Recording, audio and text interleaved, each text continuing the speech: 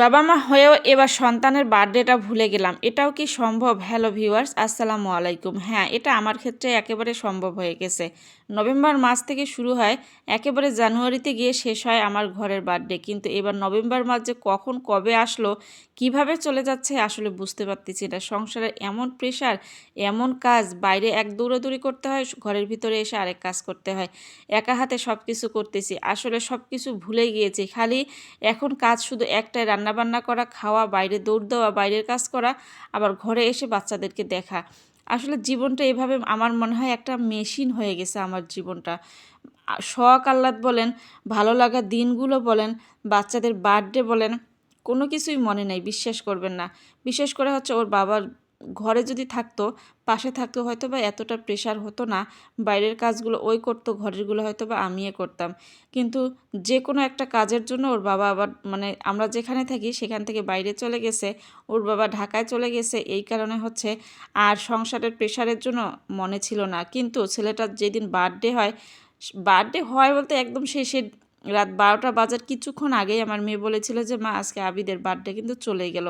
আসলে আমার খুব খারাপ লেগেছিল এই কথাটা শুনে, যে আসলে ছেলেটাকে একটু মানে তার মুখে একটু মিষ্টি কোনো কিছু দিতে পারলাম না, একটা কেক নিয়ে এসে দিতে পারলাম না।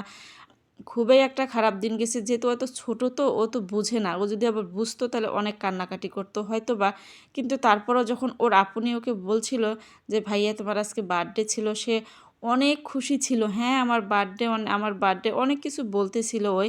কিন্তু তখন মনে হচ্ছিল যদি ওর বাবা আজকে বাসায় থাকতো, তাহলে হয়তো বা ওর বার্থডেটা খুব ভালো করেই, মানে যে প্রত্যেক বছরে, ও তো এবারে 3 বছর হয়ে গেল, মানে 2 বছর ধরে ওর বার্থডেটা যাই হোক আমরা ঘরোয়াভাবে একটু হলেও পালন করি, একটু হলেও ওকে মনে রাখার মতো কোনো কিছু একটা দেই, কিংবা ওকে মিষ্টি মুখ করাই, ওর কেক নিয়ে আসি, দেয়া হয়, অনেক কিছুই করা হয় ঘরোয়াভাবে, বাইরে কোনো কিছুই করা হয় না।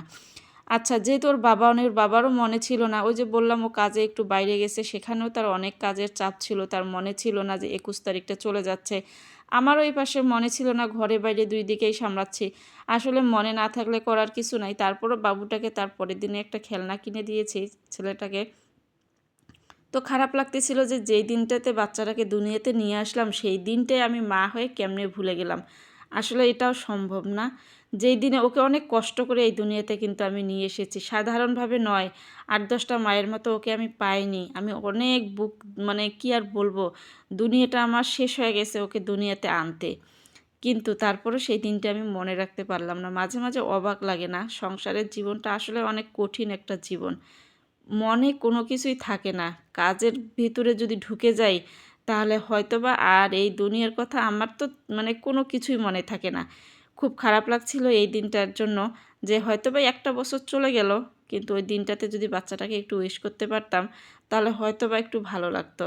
আচ্ছা যাই হোক, তারপরও একটা মানে রাত যেহেতু অনেক রাত হয়ে গিয়েছিল, তার পরের দিন সকালবেলা একটা বিরিয়ানির প্যাকেট নিয়ে এসে ওদের দুজনকে দিয়েছিলাম, ওরা সুন্দর করে খেয়েছিল। আজকের ভিডিও এই পর্যন্ত।